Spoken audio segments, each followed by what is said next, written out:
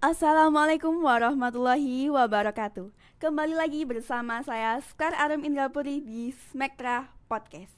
Oke, bincang santai kali ini membahas tentang apakah anak SMK bisa kuliah. Oke, di sini sudah ada narasumbernya untuk bincang santai di pertemuan kali ini. Oke, Bu Nisa bisa memperkenalkan diri? Oke, terima kasih. Assalamualaikum warahmatullahi wabarakatuh. Waalaikumsalam warahmatullahi wabarakatuh. Nama saya Bu Nisa, salah satu guru BK di SMKNU Gresik.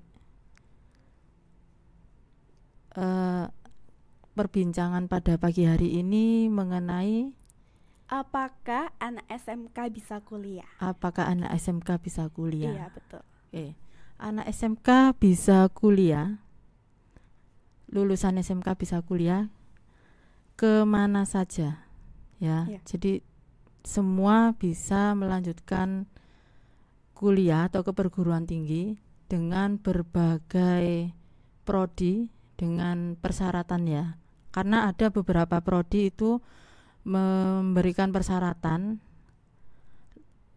dari lulusan SMA atau lulusan SMK. Kalau lulusan SMK dari kompetensi keahlian apa, karena tidak semua prodi atau jurusan membuka lulusan dari SMK dengan semua keahlian. Misalnya ada yang harus dari teknik itu. Berarti gak semua jurusan itu bisa masuk di perkuliahan ya Bu. Kan tadi menurut kan katanya Bu Nisa tadi ada sebuah prodi kuliah yang mengharuskan dari jurusan seperti ini gitu ya. Ya, betul. Jadi ada beberapa prodi itu yang memberikan salah satu atau beberapa persyaratan. Oke. Terus kan ada tuh ya Bu perbedaan antara SMK dan SMA. Pastinya di tentang jurusan. Kira-kira itu kalau SMK lebih bisa ke kuliah yang seperti gimana?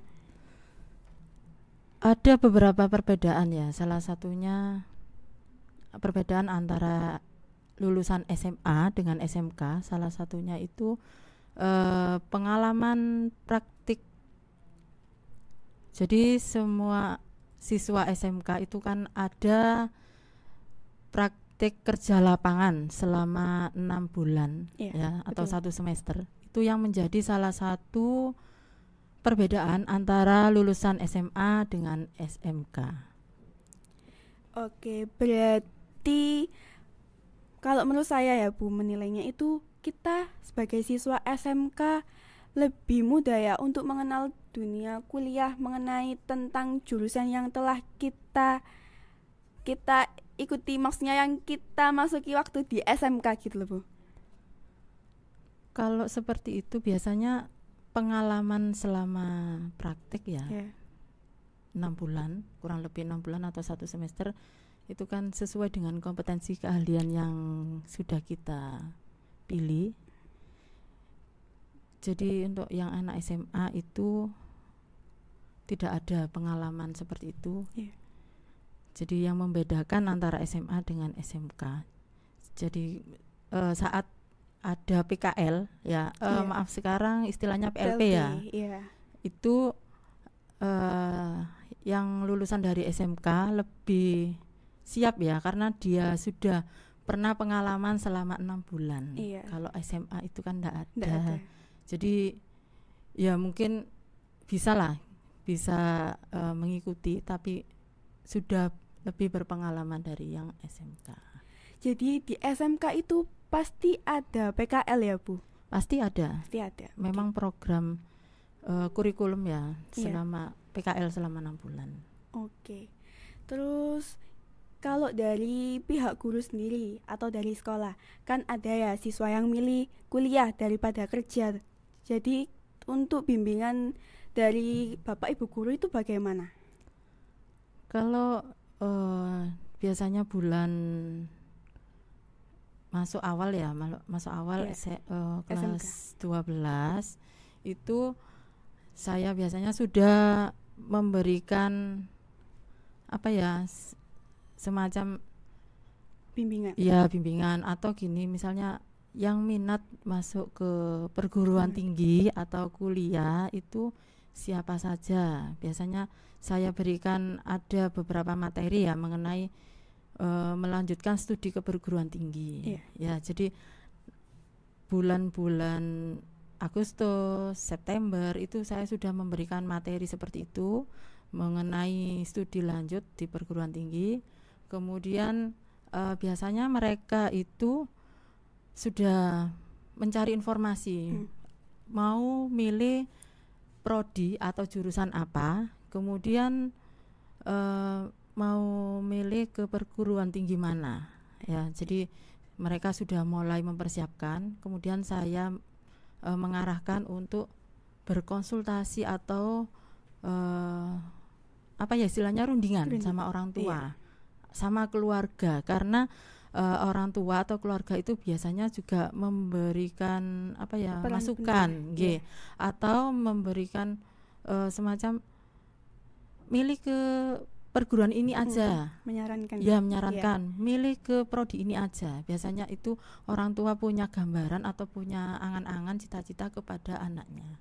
Jadi mereka saya berharap sudah punya gambaran mau milih ke perguruan tinggi mana, mau milih prodi apa, ya karena ada kemudian jalurnya yang ditempuh, jalur yang ditempuh karena ada beberapa jalur yang bisa ditempuh. Salah satunya ada jalur SNBP, Seleksi Nasional Berdasarkan Prestasi, nilai rapot ya berarti. Ya, pakai nilai rapot untuk yang SNBP, ya.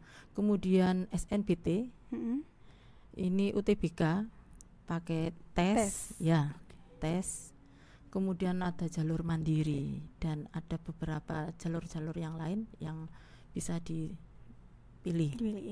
Kalau untuk yang tes itu tesnya secara langsung di lokasi yang kita pilih atau online Bu, melalui website mungkin? Kalau yang UTBK UTBK itu tesnya online tapi ada tempatnya.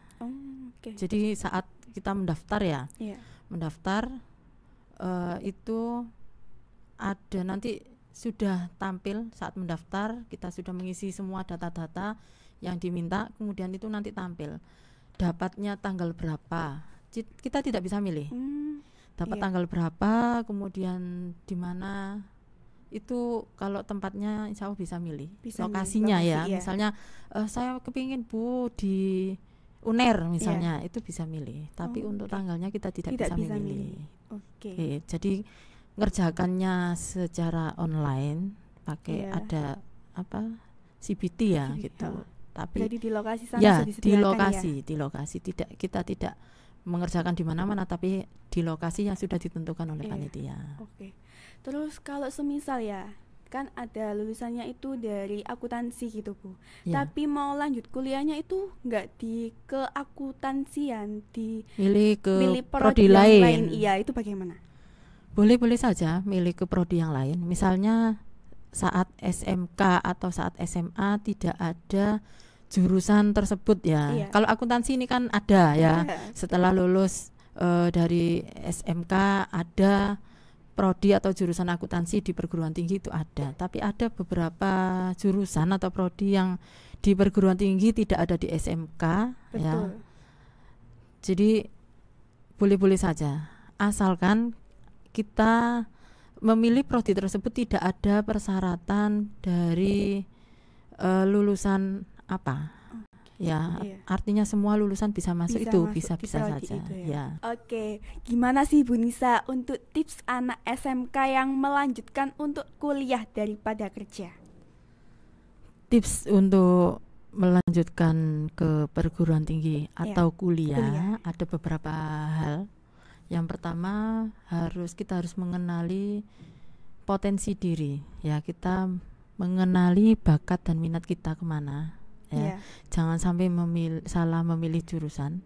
Saya tidak bakat atau saya tidak minat Bu dengan mata kuliah yang atau mata pelajaran yang banyak berhitungnya. Tapi nanti milih ke jurusan atau prodi teknik. Misalnya saya milih ke teknik informatika Bu misalnya. Lah itu kan nanti banyak menghitungnya. Sedangkan saya sendiri tuh gak senang dengan pelajaran menghitung. Lah itu satu. Kemudian yang kedua harus mengenali prodi yang dipilih itu nanti mata kuliah yang dipelajari itu apa, kemudian nanti prospek kerjanya ya setelah lulus setelah lulus dari kuliah nanti prospek kerjanya ini apa saja ya. Kemudian yang ketiga kita berdoa ya. Berdoa tetap dengan memilih prodi tersebut memantapkan hati. Bismillah, misalnya saya milih ke akuntansi misalnya ya. Bismillah, dengan milih akuntansi diberi kemudahan dan kelancaran semua. Oke, itu aja dari saya. Berarti di SMK ini lebih dipersiapkan ya, bisa dipersiapkan untuk kuliah, bisa juga kerja, karena kan di SMK itu ada PKL ya Bu. Jadi betul. Kita mempunyai pengalaman yang lebih untuk melanjutkan ke jenjang selanjutnya. Berarti saya gak salah milih ya Bu untuk di sekolah SMK ini, apalagi di SMK NU Gresik. Terima kasih Bu Nisa untuk bincang santai kali ini. Semoga kita bisa bertemu lagi di bincang santai selanjutnya ya Bu. Amin. Teman-teman jangan lupa menonton di video kita selanjutnya. Sampai jumpa di Smektra Podcast. Terima kasih. Wassalamualaikum warahmatullahi wabarakatuh. Waalaikumsalam warahmatullahi wabarakatuh. Terima kasih Bu.